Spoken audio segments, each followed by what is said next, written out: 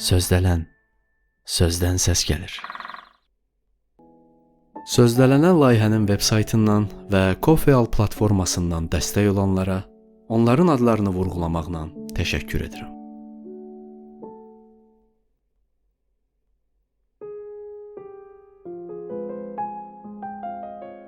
Bakı şəhəri özündə iki fərqli dünyanın ahəngdar birliyini təcəssüm etdirir.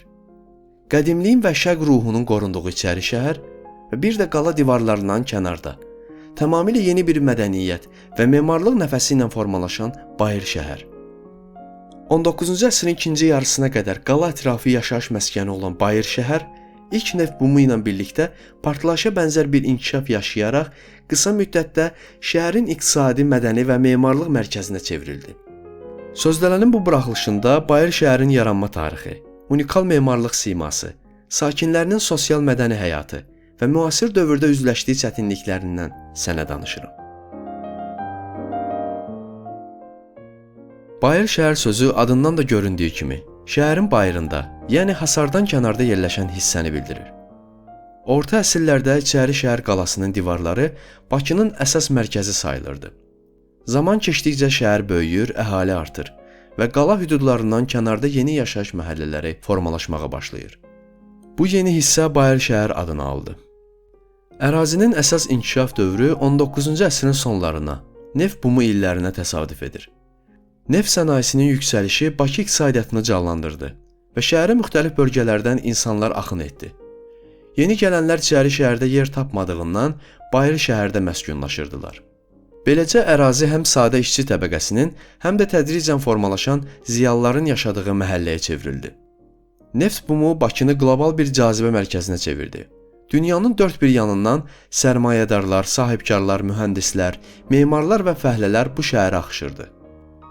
Nobel qardaşları Rothschildlər kimi xarici sənayeçilərlə yanaşı Hacı Zeynalabdin Tağıyev, Musa Nağıyev, Şəmsi Əsədullayev və Murtuza Muxtarov kimi yerli neft milyonçuları nəslinin formalaşması Bayır şəhərin simasını tamamilə yenidən şəkilləndirdi. Sürətlə artan əhalini və yeni elitanın tələblərini qarşılamaq üçün qala divarlarından kənarda geniş miqyaslı tikinti işləri başladı. 15-20 il ərzində geniş planlı küçələr, möhtəşəm malikanələr, gəlirli evlər, otellər, banklar, ticarət mərkəzləri və mədəniyyət ocaqları ucaldıldı. Bayır şəhərin memarlığı içəri şəhərin ənənəvi şərq üslubundan kəskin şəkildə fərqlənirdi. Neft milyonçuları Avropada gördükləri memarlıq şedevrlərini öz şəhərlərində canlandırmaq arzusu ilə Polşa, Almaniya və Rusiyadan olan istedadlı memarları Bakıya dəvət etdilər. Bu memarlar klassik Avropa üslublarını yerli iqlimə, həyat tərzinə və tikinti materialı olan Abşeron əhəng daşına uyğunlaşdıraraq unikal bir Bakı memarlıq məktəbinin əsasını qoydular. Bu dövrün memarlığı üçün barokko, gotika, neoklasisizm, modern və mavr üslubunun cəsarətli bir qarışığı səciyyəvidir.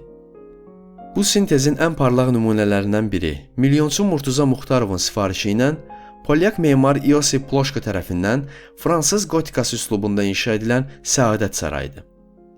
Digər bir şah əsər Musa Nağıyevin vəfat etmiş oğlu İsmailin xatirəsinə yenə Ploşkonun layihəsi əsasında Venesiya gotikası üslubunda tikdirdiyi İsmailiyyə sarayıdır ki, bugün Azərbaycan Milli Elmlər Akademiyasının rəyasət heyətinin binası kimi fəaliyyət göstərir.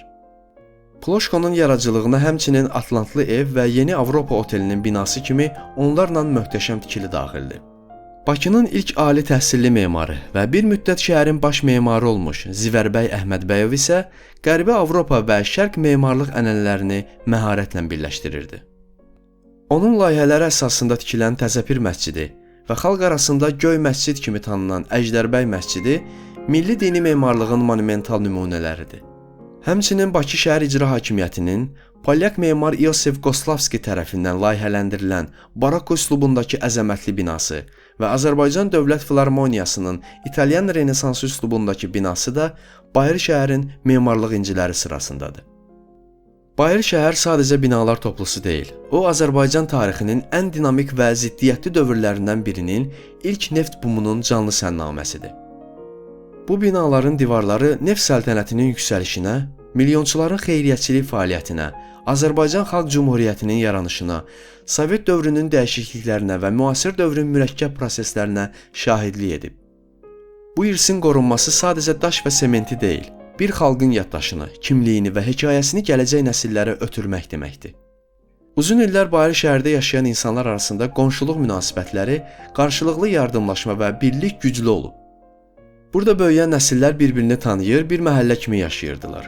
Qonşu dükanlar, çörək bişirənlər, kiçik kafelər və sənətkar emalatxanaları gündəlik həyatın bir parçası idi. Lakin zamanla sosial dəyişikliklər baş verdi. Gənclərin şəhərin digər hissələrinə köçməsi və yeni tikililərin artması məhəllənin əvvəlki simasını bir qədər dəyişdi. Buna baxmayaraq hələ də Bayır şəhərin bəzi hissələrində o qədim məhəllə ruhu yaşamaqdadır. Ərazidə aparılan yenidən qurma və söküntü layihələri yeni sakinlər və memarlar arasında narahatlıq doğurub. Mədəni irs ekspertləri bildirirlər ki, tarixi binaların kütləvi şəkildə sökülməsi Bakının mədəni kimliyinə ciddi zərbə vura bilər. Buna qarşı bir çox ictimai təşəbbüslər, petisiyalar və çağırışlar irəli sürülüb. Mütəxəssislər hesab edirlər ki, Bayır şəhərin qorunması yalnız binaların saxlanılması deyil, həm də bu məhəllənin sosial və mədəni mühitinin yaşadılması deməkdir. Hazırda bəzi memarlar və şəhər planlaşdırma mütəxəssisləri ərazinin bərpası üçün alternativ layihələr təklif edirlər. Bu layihələrdən məqsəd tarixi fasadların qorunması, lakin iç strukturların müasir tələblərə uyğunlaşdırılmasıdır. Belə yanaşma həm yaşayış şəraitini yaxşılaşdırar, həm də mədəni irsi qoruyar. Bu məkanın qorunması həm turizm, həm də mədəni inkişaf üçün böyük imkanlar yarada bilər. Restavrasiya olunmuş küçələr, sənətkar emalatxanaları və yerli kafelər həm yerli sakinlər, həm də turistlər üçün cəlbedici olacaq. Memarlar və tarixçilər hesab edir ki, Bayır şəhərin bərpası zamanı əsas məqsəd keçmişlə gələcək arasında balans yaratmaqdır. Modernləşmə vacibdir, lakin o tarixi yaddaşı silməməlidir. Əgər bu prinsiplər qorunarsa, Bayır şəhər yenidən Bakı mədəniyyətinin parlaq bir hissəsinə çevrilə bilər. Həm yaşayan insanların evinə, həm də tarixlə nəfəs alan bir açıq muzeyə.